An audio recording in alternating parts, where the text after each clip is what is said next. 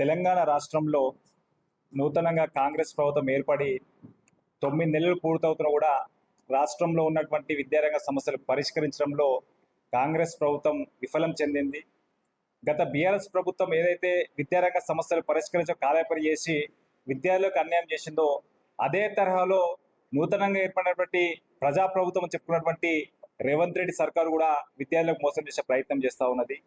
ఎన్నికల హామీలో ఎన్నికల మేనిఫెస్టోలో విద్యారంగానికి 15% నిధులు కేటాయిస్తామని చెప్పి ఈరోజు విద్యాశాఖకి 7% నిధులు కేటాయించి ఈరోజు ప్రభుత్వ విద్యారంగాన్ని ఈరోజు ధ్వంసం పరిస్థితి కాంగ్రెస్ ప్రభుత్వం వ్యవహరిస్తున్నది. ప్రధానంగా రాష్ట్రంలో ఉన్నటువంటి ప్రభుత్వ పాఠశాలలో సమస్యలు ఉన్నాయి. సమస్యలు పరిష్కరించడంలో ఎటువంటి కాలయాపన చేస్తూ దాంతోపాటు జూనియర్ కళాశాలలో మధ్యాహ్న భోజన పథకం పెడతామని చెప్పేసి అనేక రకాలుగా చెప్పి ఏదైతే గత ప్రభుత్వం చేసినటువంటి హామీలు తప్పిదాలు చేయకుండా ఈ ప్రభుత్వంలో విద్యార్థులు న్యాయం చేస్తామని చెప్పడం జరిగింది. అంటే కాంగ్రెస్ ప్రభుత్వం ఎన్నికల హామీలో ఉన్నటువంటి విద్యార్థికి ఇచ్చిన ఏ ఒక్క హామీని అమలు చేయకుండా కాలయాపన చేస్తున్న రోజు ప్రభుత్వ విద్యార్థులు మోసం చేసే ప్రయత్నం కాంగ్రెస్ ప్రభుత్వం చేస్తా ఉన్నది. ఈరోజు రాష్ట్రంలో చాలా ప్రధానమైన సమస్య పెండింగ్ లో ఉన్నటువంటి స్కాలర్షిప్ రియంబర్స్మెంట్ నిధులు విడుదల చేయకుండా ఈరోజు విద్యార్థులు మోసం చేస్తా ఉన్నది. దాదాపు 8,000 కోట్ల పైచిలకు ఈరోజు నిధులు ఉన్న తరంలో కూడా కనీసం దాని గురించి మాట్లాడకుండా ప్రస్తావన చేయకుండా విద్యార్థులను మోసం చేసే ప్రయత్నం చేస్తా ఉన్నది.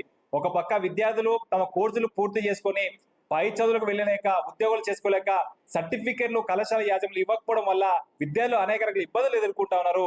అంటే ఈ ఇబ్బందులు తెలిసినా కూడా ఈరోజు ప్రభుత్వంలో ఉన్నటువంటి విద్యాశాఖ అధికారులు కానివ్వండి, ప్రజాప్రతినిధులు ఎక్కడికి స్పందించిన పరిస్థితి కనబడేది. దాంతోపాటు రాష్ట్రంలో ఉన్నటువంటి ప్రభుత్వ యూనివర్సిటీలో ఉన్నటువంటి అనేకమైన సమస్యలు ఉన్నాయి. ఇంకో సమస్యలు పరిష్కరించడం లేదు. అంటే ఈరోజు ప్రభుత్వంలో ఉన్నటువంటి ఉస్మానియా యూనివర్సిటీ, కాకతీయ యూనివర్సిటీ, రాష్ట్రంలోని ఇతర యూనివర్సిటీలో కనీసం మౌలిక వసతులు కల్పించకుండా టీచింగ్ లాంటి పోస్టులు భర్తీ చేయకుండా అధిక నిధులు కేటాయించకుండా ఈరోజు ప్రభుత్వ యూనివర్సిటీలు ధ్వంసం చేసే ప్రయత్నం కాంగ్రెస్ ప్రభుత్వం చేస్తా ఉన్నది. అంటే మీరు ఎన్నికల ముందు చెప్పినటువంటి మాటలకు ఎన్నికల తర్వాత అధికారం వచ్చిన తర్వాత ఈ యొక్క మీ మాటలకు పొందుతుందని చెప్పి స్పష్టంగా అర్థమవుతున్నది.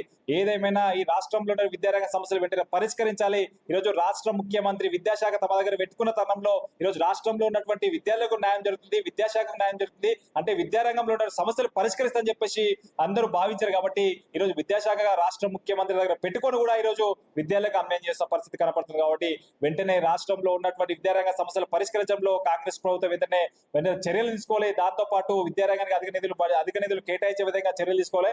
అదే విధంగా గురుకులాల్లో సాంఘిక సంక్షేమ హాస్టల్ సమస్యలు వెంటనే పరిష్కరించే విధంగా కాంగ్రెస్ ప్రభుత్వం చర్యలు తీసుకోవాలి.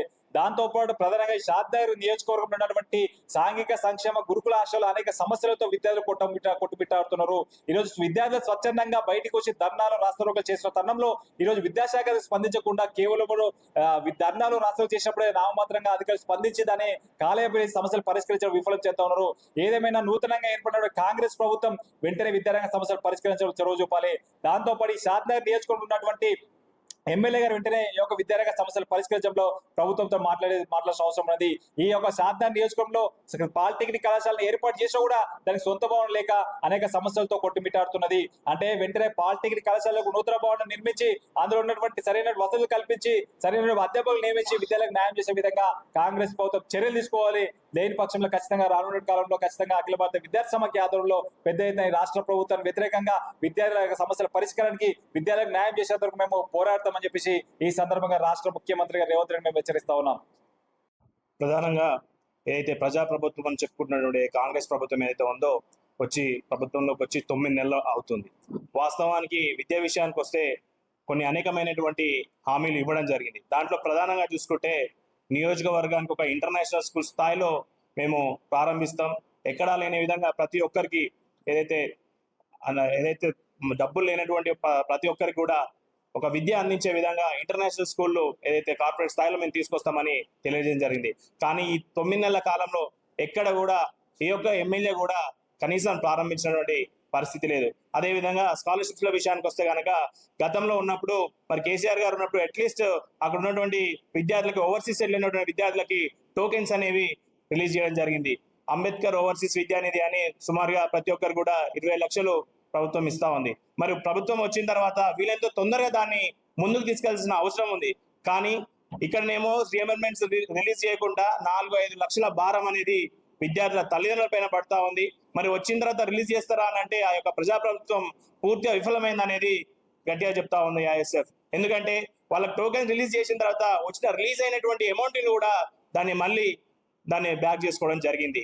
మరి ఇక్కడ 4-5 లక్షలు కట్టేమో సర్టిఫికెట్లు ఇప్పించుకొని తర్వాత ఇతర దేశాలకు వెళ్ళినటువంటి ఒక 50,000 50 లక్షలు ₹1 70 లక్షలు పెట్టి ఇతర దేశాలకు వెళ్ళినటువంటి వాళ్ళకి ఉన్నటువంటి 20 లక్షలు కూడా రానటువంటి మరి పరిస్థితి.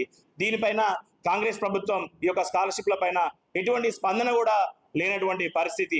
మరి అదే విధంగా ఈ గ్రామీణ ప్రాంతాల్లో స్కూల్స్ చూసుకుంటే మరీ దారుణంగా తయారైనటువంటి మరి పరిస్థితి. అదేవిధంగా మన షాద్నగర్ లో చూసుకుంటే గురుకులాలకు సంబంధించి కానీ రాష్ట్ర వ్యాప్తంగా చూసుకున్నా కానీ గురుకులాలకు సంబంధించి ఎక్కడ కూడా ఇప్పటికీ నేటికి కూడా బెడ్షీట్స్ కూడా లేనటువంటి పరిస్థితి.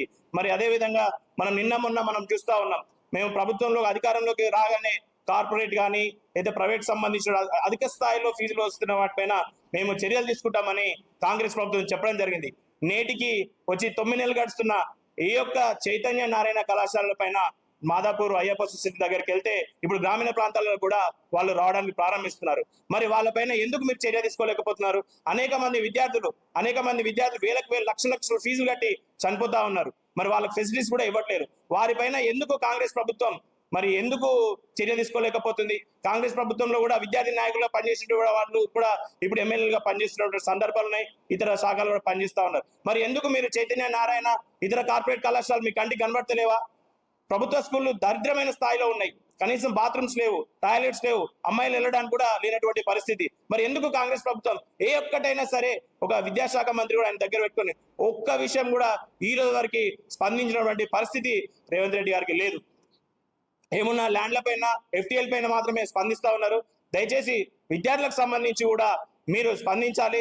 లేదంటే అఖిల భారత విద్యార్థి సమైక్య AISF గా మేము ప్రభుత్వ పాఠశాలల కోసము, స్కాలర్షిప్ల కోసము, ఓవర్సీస్ సంబంధించినటువంటి అనేకమైన విద్యారంగ సమస్యల పైన మేము పెద్ద ఎత్తున ఉద్యమం చేపడతామని మేము తెలియజేస్తా ఉన్నాం. అందరూ చెప్పిన విధంగా తెలంగాణ ప్రభుత్వంలో కాంగ్రెస్ గవర్నమెంట్ వచ్చిన తర్వాత ఏవైతే పెండింగ్ లో ఉన్న స్కాలర్షిప్లను 1 టైం సెటిల్మెంట్ చేస్తా అనేసి రేవంత్ రెడ్డి గారు ఓ మాట విడుదల జరిగింది. అది చెప్పినప్పటి నుంచి ఇప్పటి వరకు దాని మీద ఎటువంటి చర్యలు తీసుకోపోగా FTL బఫర్ జోన్లో మీరు ఉన్న ఇంట్రెస్ట్ ఏదో విద్యార్థులు తమ పై చదువుల కోసం కష్టపడి తల్లిదండ్రులు కడుతున్న ఫీజులు కట్టలేని స్థితిలో ఉన్న వాళ్ళకు వచ్చే స్కాలర్షిప్లను ఆపుతూ విద్యార్థుల సమస్యలు ఎదుర్కొనే విధంగా ఈరోజు మన తెలంగాణ ప్రభుత్వం ఉంది. ఒక పక్క విడుదల కాని స్కాలర్షిప్లు, ఇంకో పక్క కూలీ పని చేసుకుంటున్న తల్లిదండ్రులు తన పిల్లల్ని చదివించుకోవాలంటే లక్షలాది ఫీజులు వసూలు చేస్తున్న ఈ కార్పొరేట్ విద్యా సంస్థలు ఎందుకు వీటిపై చర్యలు తీసుకోలేకపోతుంది మన తెలంగాణ కాంగ్రెస్ గవర్నమెంట్? ఏమనంటే ప్రజాపాలన అంటారు, ప్రజాపాలన ప్రజల కోసమే మేమంటారు. అలాంటిది ఏదైతే విద్యతో పైకి వెళ్ళే విద్యార్థులను పైకి రాకుండా తల్లిదండ్రులను పిండి పీల్చి రక్తాలు పీలుస్తున్న కార్పొరేట్ విద్యా సంస్థలకు తొత్తుగా ప్రవర్తిస్తున్న ఈ తెలంగాణ ప్రభుత్వాన్ని మేము ఇదే వేదికగా హెచ్చరిస్తున్నాం. విద్యార్థుల సమస్యల పైన ఎటువంటి సమస్యలు వచ్చినా, గురుకుల పాఠశాలలో ఎటువంటి సమస్యలు వచ్చినా మా AISF జెండా అక్కడ ఉంటుంది. ఇప్పటి నుంచి విద్యార్థులకు ఉన్న సమస్యలను మీరు తీర్చేదాకా మేము AISF గా మేము పోరాడతాం.